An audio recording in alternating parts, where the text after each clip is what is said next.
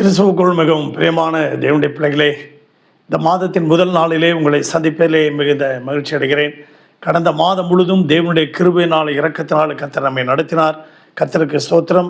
இந்த புதிய மாதத்திலே நீதிமொழிகளின் புஸ்தகம் 28ஆம் அதிகாரம் 20வது வசனம், உண்மை உள்ளவன் பரிபூர்ண ஆசீர்வாதத்தை பெறுவான். இந்த மாதத்திலே நீங்கள் பரிபூர்ண ஆசீர்வாதத்தை பெற போகிறீங்க. கடந்து வந்த மாதங்களெல்லாம் உங்கள் வாழ்க்கையில் குறைவுகள் ஏற்பட்டிருந்தாலும் இந்த மாதத்திலே ஒரு பரிபூர்ண ஆசீர்வாதம், பூரண ஆசீர்வாதத்தை நீங்கள் பெற போகிறீங்க. அருமையான தேவனுடைய பிள்ளைகளே,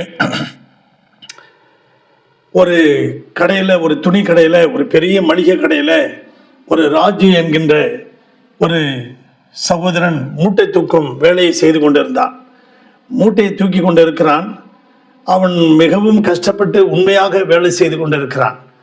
அப்படி வேலை செய்து கொண்டிருக்கிற நேரத்தில் அவனுக்கு கொடுத்த பொறுப்புகள், கொஞ்சம் கடையை கிளீன் பண்ண வேண்டியிருந்தது. அப்பொழுது ஒரு வைர மோதிரம் அங்கே தென்பட்டது அவனுக்கு. அந்த வைர மோதிரத்தை எடுத்து பார்த்தான். அவனுக்குள்ள ஒரு ஆசை வந்தது. ஒருவேளை இதை நாம் எடுத்து கொண்டு போய் விற்று நம்முடைய கடனெல்லாம் அடைத்து கொள்ளலாமே, சீக்கிரத்தில் நம்ம பெரிய பணக்காரனா ஆயிடலாமே என்று ஒரு பக்கம் யோசித்தான்.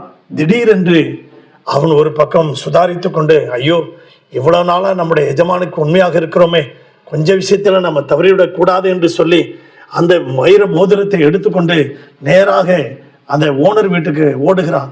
ஓனர் வீட்டுக்கு ஓடி போய், அருமையான தேவனுடைய பிள்ளைகளே, அந்த ஓனர் இடத்துல கொடுக்கிறான். ஐயா, இது உங்களுடைய மோதிரமா என்று பார் அப்படின்னா. ஆமாம் தம்பி, இது எங்கே இருந்தது? நான் பெருக்கி கொண்டிருந்த நேரத்தில் அந்த கடையில் இப்படி இந்த வைர மோதிரம் இருந்தது ஐயா அப்படின்னா. ஓ, வெரி குட். ஏன் இதை நீ எடுத்துக்கொண்டு போயிருக்கலாமே, உனக்கு நீ விற்று ஏதாவது படைத்திருக்கலாமே. ஐயா, பிறருடைய பொருள் மேலே எனக்கு ஆசை இல்லை. வேதம் சொல்லுகிறது, பிறருடைய பொருளை இச்சையாதிருப்பாயாக என்று சொல்லியிருக்கிறது. அதனால் எனக்கு அதன் மேலே நாட்டம் இல்லை, அதன் மேலே எனக்கு ஆசை இல்லை அப்படின்னு சொல்லிட்டான். அவன் ஒரு ஆண்டவருடைய பிள்ளை. உடனடியாக இவனுடைய உண்மையும் இவனுடைய நேர்மையும் பார்த்து அந்த பெரிய துணி கடைக்கு இவனை எம்டியாக போட்டுட்டார். நல்ல சம்பளத்தை கொடுத்து, நல்ல உயர்வை கொடுத்து, நல்ல அருமையான தேவனுடைய பிள்ளைகளை அவன் உண்மையாக இருந்ததுனால அவனை உயர்ந்த அடைக்கலத்தில் தேவன் வைத்தது போல அவனுக்கு உயர்வை தேவன் கொடுத்து, சம்பளமும் உயர்வை கொடுத்து அவரை எம்டியாகவும் மாற்றினார். அன்று தேவனுடைய பிள்ளைகளை, மோசே தேவனுடைய வீட்டில் எங்கும் உண்மை உள்ளவனாக இருந்தான். ஆபிரகாமை பார்க்கும்போது நெகேமியாவின் புஸ்தகம் 8ஆம் அதிகாரத்தில் அவனுடைய இருதயம் தேவனுக்கு உண்மையாக இருந்ததை பார்த்தார். பிரியமான தேவனுடைய பிள்ளைகளை, எப்பொழுதும் தானியேலை குறித்து நாம் பார்ப்போம். தானியேல் 6ஆம் அதிகாரம் 4வது வசனத்தில் அவனை பல விதத்தில் குற்றம் சாட்டணும்னு சொல்லிட்டு இருந்தாங்க. ஆனால் ஒரு விதத்தில் கூட அவனை குற்றம் சாட்ட முடியவில்லை. காரணம், அவன் உண்மை உள்ளவனாக இருந்தான் என்று அங்கே வேதத்தில் போட்டிருக்கிறான். தானியேல் 6:4 அவன் எதிரெல்லாம் உண்மையாக இருந்தான். அன்பு தேவனுடைய பிள்ளைகளை, அவன் இங்கேருந்து தன்னுடைய சொந்த தேசத்திலிருந்து அந்நிய தேசத்துக்கு பாபிலோனுக்கு போனான். போகும்போது அங்கே தீர்மானம் எடுத்தான். அந்த பாபிலோன் வேசிகள் நிறைந்த ஒரு பட்டணம். தானியேல் 1:8 அந்த ராஜாவினுடைய போஜனமும் அவனுடைய பானமொன்னும் அவனுடைய திராட்சரசமும் தன்னை தீட்டுப்படுத்தல் ஆகாது என்று அவன் தீர்மானம் பண்ணி கொண்டான். அந்த உலகத்தால் ஸ்திரீகளால் கரைப்படாதபடிக்கு தன் வாழ்க்கை பரிசுத்தமாய் வாழ வேண்டும் என்று தேவனுக்கு அவன் உண்மையாக இருந்தான். அது மாத்திரமல்ல, தானியேல் 6ஆம் அதிகாரம் அங்கே 10வது வசனத்துல தினமும் அவன் 3 வேளையும் அவன் ஜெபம் பண்ணினான். அவன் ஜெபத்தில் உண்மையாக இருந்தான். அருமையான தேவனுடைய பிள்ளைகளே, அது மாத்திரமல்ல, தானியேல் 6ஆம் அதிகாரம் 20-21 அவன் 3 வேளையும் தேவனை ஆராதித்து கொண்டிருந்தான். அவன் எல்லா விதத்திலும் உண்மையாக இருந்தான். அது மாத்திரமல்ல, அங்கே 25-26 பார்க்கும்போது அவன் தேவன் பேரில் வைத்திருந்த விசுவாசம், அவன் விசுவாசத்திலே உண்மையாக இருந்தான்.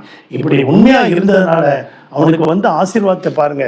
தானியேல் 2ஆம் அதிகாரம் 48வது வசனம், ராஜா தானியேலை பெரியவனாக்கி அவனுக்கு அநேகம் சிறந்த வெகுமதிகளை கொடுத்து அவனை பாபிலோன் மாகாணம் முழுவதற்கும் அதிபதியாகவும் பாபிலோனில் உள்ள சகல ஞானிகளின் மேலும் பிரதான அதிகாரியாகவும் நியமித்தான். பாபிலோன் தேசத்துக்கே கவர்னராக அவனை உயர்த்தினார். இந்த நாளில் இந்த மாசத்துல உங்களுக்கு எல்லா விதத்திலும் உயர்வு கிடைக்க போகிறது. எல்லா விதத்திலும் உங்களுக்கு ப்ரமோஷன் கிடைக்க போகுது.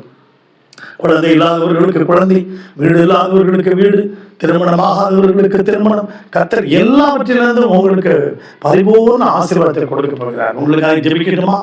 பரலோக பிதாவே, இந்த சத்தத்தை கேட்டுக்கொண்டிருக்க ஒவ்வொரு பிள்ளைகளையும் குடும்பத்தையும் ஆசீர்வதிக்க முடியாது ஜெபிக்கணும். இந்த மாதத்துல கர்த்தர் அவர்கள் நினைத்திருக்கிறதற்கும் எண்ணுகிறதற்கும் மேலாக தேவன் செய்து அவர்களை உயர்ந்த அடைக்கலத்துல தானியேலை வைத்தது போல, யோசேப்பை வைத்தது போல, ஆபிரகாம் வெள்ளியும் பொன்னுமுடைய சீமானாய் வைத்தது போல இவர்களை ஆசீர்வதியும். இயேசுவின் நாமத்தில் பிதாவே, ஆமென். God bless you everybody. Thank you. God bless you.